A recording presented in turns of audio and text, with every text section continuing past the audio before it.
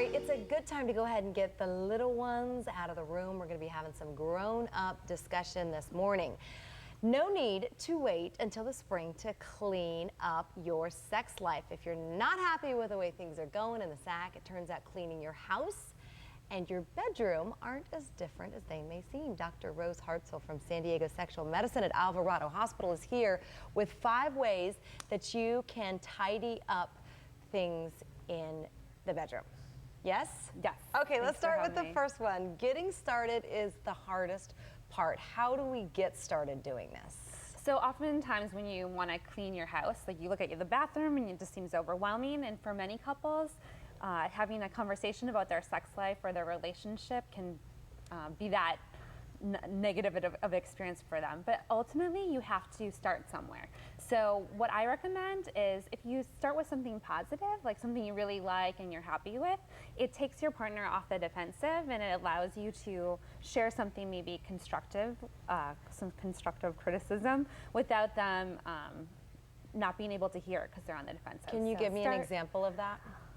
So Erica, you look so beautiful today. I love when you kiss my neck. It's awesome, but can you blink, blink, blink, blink in the future? Gotcha. That really kind of turns me on. So you're giving someone constructive criticism, but it's not like, hey, you know, I really don't like it when you blah, blah, blah. Do whatever. Yeah. Okay, interesting. All right, so number 2, things might actually get worse before they get better. What do you mean by that? So when you clean the house, you throw everything out, everything's out of its drawers. You look at the room and you're like, oh my goodness, it's worse than it was when I started. Shouldn't have ever done anything. Yeah, and the same as when you are working on your relationship. So it's kind of sad how many couples I'll see where they are maybe headed towards divorce or really unhappy with something, and I meet with one of the partners individually and they tell me all this stuff and I'm like, have you shared it with your partner?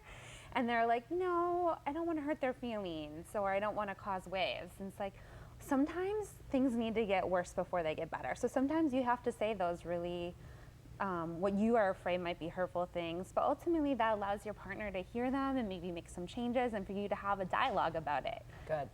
All right, number 3, you say use tried and true techniques in new places. So just like you can use Windex on the mirrors and the windows and the countertops, you can use things that work for you in the master bed, in the master bedroom floor, or the couch. So don't be afraid to use things that work for you in other places of the house. Very good. Or outside the house. Very good. Okay. If you're into nature, you know. Just don't get arrested. Yeah, true. Good point. Good point.